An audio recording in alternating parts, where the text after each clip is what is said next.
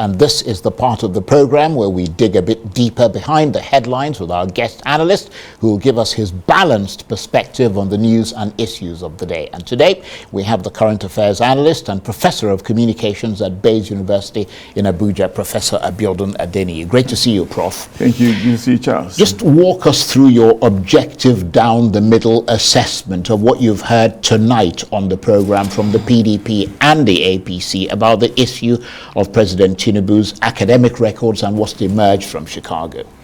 Well, I think the matter is actually it's a convoluted one, no doubt. Truth is obliterated, meanings are largely confused, and of course we're having problems with interpretation. It actually now depends on who you are talking to, irrespective of the original information that we were able to, that we fetch from CSU, as the case could be. But overall, at the end of the day, when there's a situation like this, it's always gratifying that we have a constitutional statutory process of resolving it. Somebody that will come in, an institution, a structure that will come in and help us resolve it. And that institution, in the circumstance, is the Supreme Court. Otherwise, the terms are there. It's likely confusing, likely depressing. Ethnic flags are actually up there. The atmosphere is charged. And if you're not careful, you can get confused, based on the many information that is being hauled at you. There's a deluge of information out there, and that's why if you listen to PDP, they will give their own interpretation. If you listen to APC, their own interpretation is clear. But as an observer, there's a meaning that I get from it, and that meaning is pretty straightforward in my own opinion. One, it's been certified that the president was at CSU.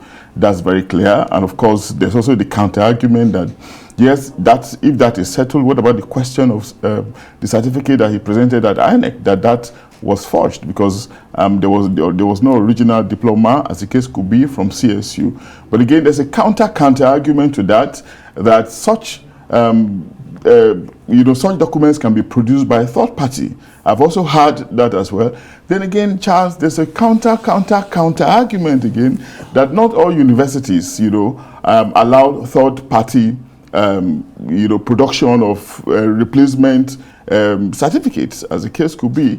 But again, how do we verify that? Well, the relevant thing is that deposition, isn't it? Yeah, even the deposition. From the Chicago registrar, the Chicago State University registrar, suggesting that the document, he cannot authenticate that document, that he can't say that it comes from the university. Yeah, even beyond the deposition, we are seeing different interpretation of the deposition now.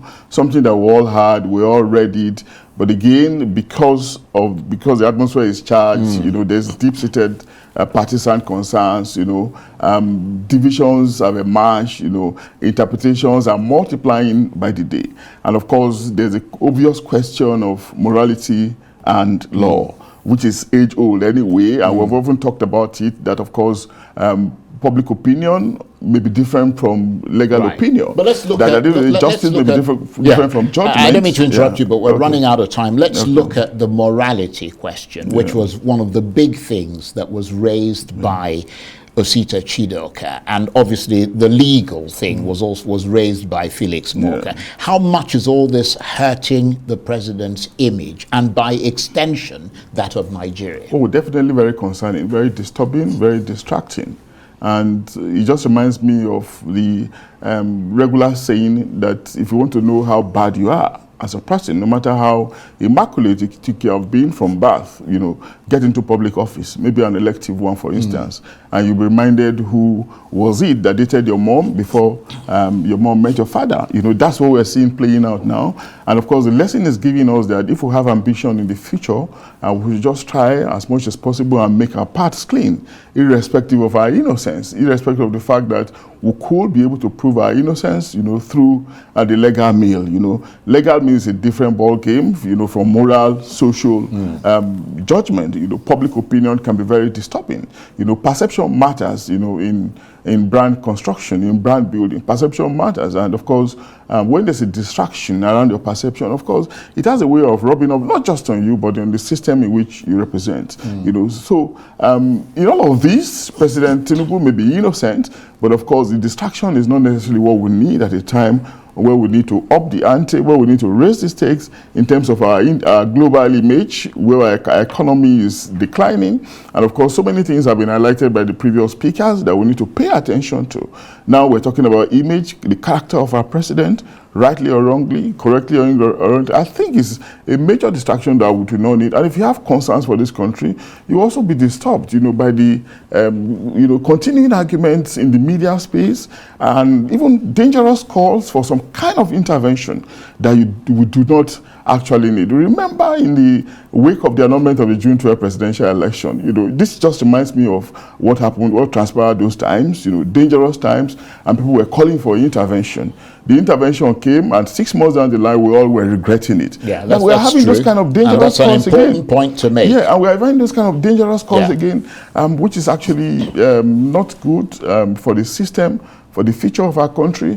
And again, it's definitely, it's definitely inimical to our quest, to deepen our democracy. Right. 24 years after we'll be making this consistent trial at it. Okay. Wise words as always. Professor Abiodun Adeniyi is a current affairs analyst and professor of communications at Baze University in Abuja. Thank you very much indeed. My pleasure. That's it for this edition of Arise Prime Time. Join us again tomorrow. From me and the entire team here in Abuja and Lagos, bye-bye and thank you for watching.